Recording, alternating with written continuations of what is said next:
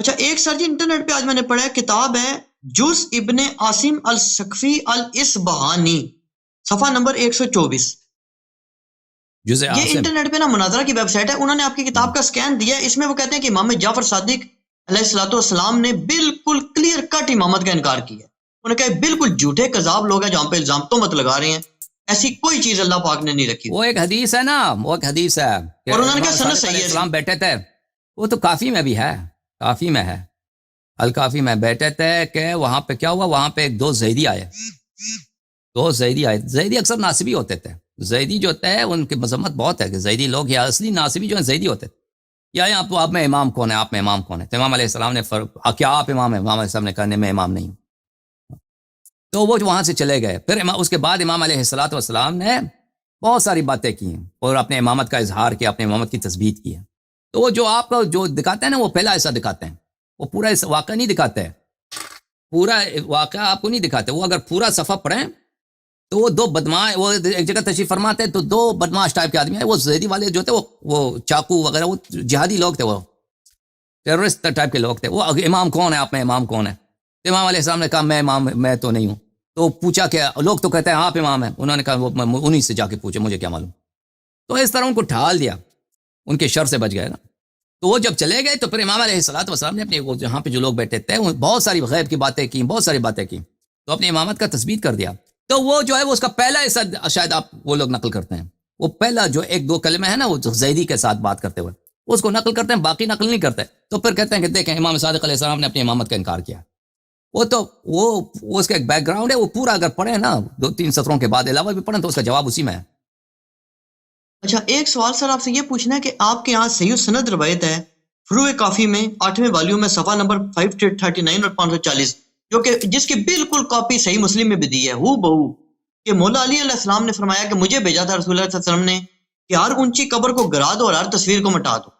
اس کا آپ کے پاس کیا جواب ہے؟ اس کا جواب اگلے ہفتے لے لیں آپ، ٹھیک ہے نا، اگلے ہفتے اور لیں۔ ایک سر آج جاتے جاتے ایک سوال آپ کی خدمت میں پیش کرتا ہوں، بس شاید یہ میں اجازت مشرکین چاہوں کے گا۔ قبور ہو نا، یہ مسلمانوں کے قبر نہیں تھے، یہ شاید مشرکین کے کچھ قبور تھے، یہ مسلمانوں کے قبور نہیں تھے، کہ ان کو شاید جو بھی تھے وہ قبر، نہیں ان کے آپ قبروں میں سمجھتے ہیں کوئی ایسی مزار بات ہونے تھی۔ چاہیے، مزاروں کے آپ ہاں، قائل ہیں؟ یہ مزار یہ تو مزار اور بالکل قبروں پہ بڑی بڑی بلڈنگیں ہونی چاہیے؟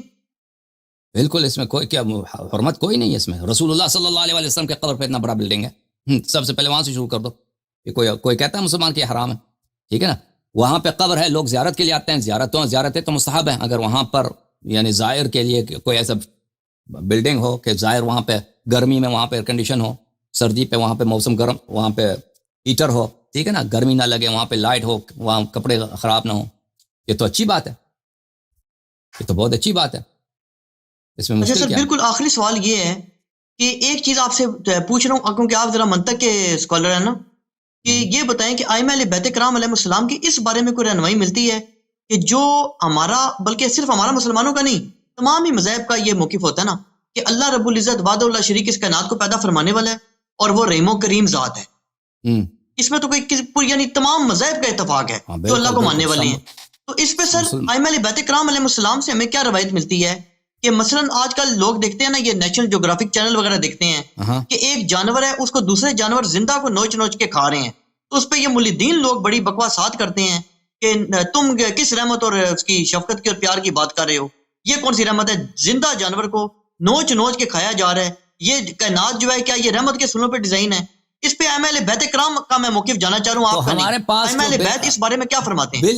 بالاجمال اب ہمارے پاس جو احادیث ہیں، اس دنیا میں اگر کسی پہ ظلم ہوتا ہے، مثلا ایک شخص ہے، اس کا جوان بیٹا مر جاتا ہے، کسی نے ایکسیڈنٹ کر دیا، کسی نے قتل کر دیا، اس کے دل میں بڑا دکھ ہے، تو اللہ تعالیٰ اس کا اجر آخرت میں عطا فرماتا ہے۔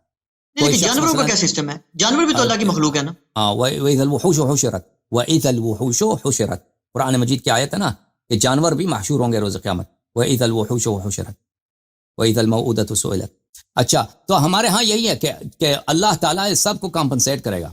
مثلا کوئی شخص ہے، وہ دنیا میں ہمیشہ فقر کی زندگی گزارتا رہا، بڑا فقیر تھا، یا اس کو بیماری تھی، یا اس پہ مثلا کسی قسم کا اس پہ ہو جاتا ہے، تو اس کو یہ دنیا آخری منزل نہیں ہے، اس دنیا کے بعد ایک اور کوئی بہت بڑا منزل ہے، وہاں پہ حساب کتاب ہوگا، سب اپنے اعمال کا جواب دیں گے، اب حیوانات جو ہے نا یہ بھلے یہ بھی امتیں ہیں، قرآن مجید کی آیت ہے وَإِنْ هِيَ إِلَّا أُمَمٌ بھلے امثالکم، اس طرح کی آیت ہے نا کہ یہ باقی جو جانوریں ہیں یہ آپ کی طرح امتیں ہیں. اب ان کی شریعت کیا ہے، یہ کس طرح سے اللہ تعالیٰ کی عبادت کرتے ہیں، ان کو کس طرح سے ظلم نہیں کرنا چاہیے وہ ہمیں نہیں معلوم.